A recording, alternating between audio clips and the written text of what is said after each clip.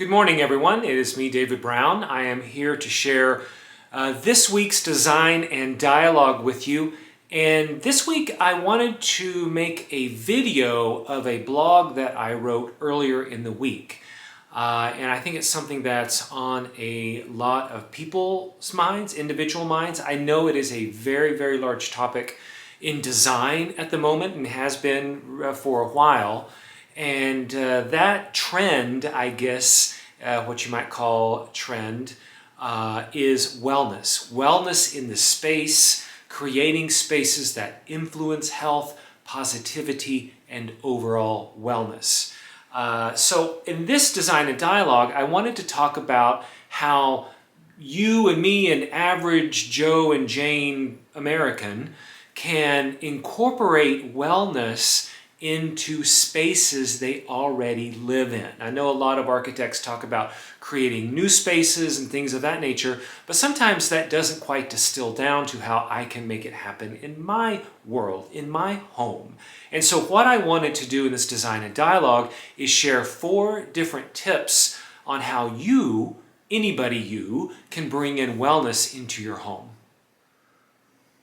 Okay, the first trend in wellness that is seeing a lot of action in the larger design world is natural light, bringing in natural light to spaces and incorporating ways to get natural light maybe into a room, further back into a room, etc. I know living here in Las Vegas, the newest casino that has just opened incorporates a lot of natural light on the casino floor, which for years and decades would never have happened.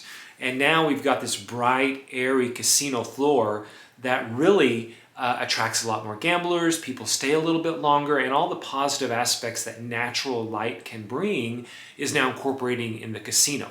But how do you a homeowner in your apartment, bring in natural light to the current space you have? And so I have 2 tips that I want to share. One is mirrors. I mean, this may be seen obvious, but putting a mirror maybe opposite of a window so that it can reflect the light that's coming in and create a brighter space overall is one simple way to create more light in your space. But I think it really is a better plan to think about the window treatments you currently have.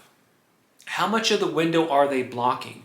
How much are you able to pull them back and open up those windows to let as much light in? I know a lot of people have very heavy, dark, even in the Las Vegas Valley, blackout curtains, which is needed because it does get very warm here. But when you want to let that natural light in, is there enough space to pull back and get that natural light to come in? Or maybe you've got plantation shutters, which I think are great, again, to block the light, but they don't do a very good job of functionally letting in light because you've got to open the shutters, they stick into the room and things of that nature. I think a better solution are blackout shades. Shades that roll up and hide at the top of the window, but when there is a need for a blackout or a dimmed light, like we do here in the valley, you can roll those down and it blocks the light 100%. So think about your space. Think about the light coming in. Look at each window. How can you broaden the square footage, I guess, of sunlight coming in?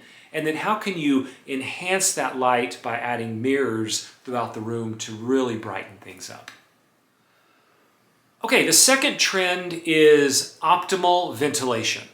And again, from a design point of view, we can talk about sliding glass walls that open from a corner and really create a half-in, half-out indoor-outdoor living situation. Beautiful works that I've seen done across some of the magazines and websites I look at. But how do you incorporate that optimal, natural airflow into your personal space? And there's a few ways to do that. If you live in a home that has the ability to open opposite sides, I mean simply opening doors or windows on the opposite side to exchange that stuffy air with fresh external air, that's an easy way to do it. But oftentimes people live in apartments where you're not really able to open both sides. You've got one side or 2 sides of windows and then kind of the hallway and what have you. In these situations, you want to utilize a fan or some other mechanism to draw in the natural air and then have another open window so it can escape. There are huge health benefits to letting in and, more importantly, getting rid of the stagnant air that can sometimes be in a home, especially after winter. We've been locked up and things of that nature. Another way, maybe a more beautiful way, to enhance the air quality of a home is to incorporate plants in your home. Plants naturally take in toxic air and give back oxygen, so they naturally kind of filter the air, and some plants do that better than others. Mother's tongue and snake plants do a very effective job of cleaning the air in any room. And they're easy to take care of. It takes simple watering once a week and some light, and they're off and going. So think about your space. Are there plants there? Do you have a green thumb? Are you a plant killer? You know, I think if you really want to improve the air, start to tend to plants, start to think about plants in your space, fertilizing and treating them like any other living thing in your space, and they're going to really reward you with fresh, clean air. And plants kind of lead us well into the third tip, which is creating biophilic spaces. Now, in the broader design sense, this is, biophilic buildings with plants all over the balconies, kind of drooping down. You've seen these renderings and things of that nature. But how do you incorporate it into your own home?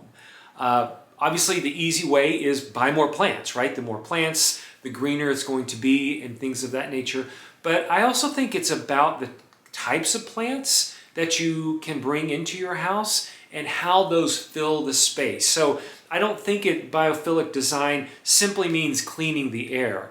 I think it is about really the ability to be in a natural space, or at least feeling bits of nature in the space that you have. So when you start to think about plants and the goal being biophilic spaces, think about plants that grow tall, large, full. Think about several plants that are going to be at different heights, aesthetically pleasing, maybe on a bureau or something like that. So it gives you the sense of not just small little potted plants by the sink, but there's this kind of larger moment where maybe a bigger palm is growing to the ceiling or spreading out a few feet. It can be challenging in small spaces, but I think even letting a palm fill in over a countertop or block a TV a little bit or be in front of a bookcase can really bring the nature indoors and help you really commune better with a natural element in your living space. The last tip I have is creating a wellness space. Now, again, from a big, fresh design point of view, this can mean a lot of different things, from unique saunas and outhouses with quiet moments and insulated walls and things of that nature. But that's really not applicable to your home, right? You can't sort of hack off half a bathroom to have a quiet moment or build a sauna. So how do you create these wellness moments or wellness spaces in your own home? I think there's a lot of things that you can do, create a book nook or things of this nature. My approach is a little different.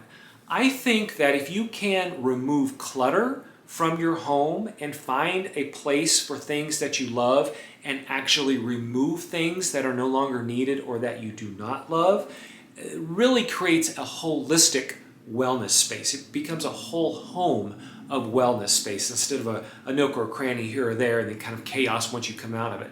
I really think the approach to wellness, at least for me and what I might suggest, is a tidy home. I mean, it seems fairly straightforward, but really think about when your home is completely clean and everything's in its place, all the dishes are up, the laundry is folded, all of that. How refreshing does it feel to be in your space? How comforting does it feel to sit down on the couch knowing all is done?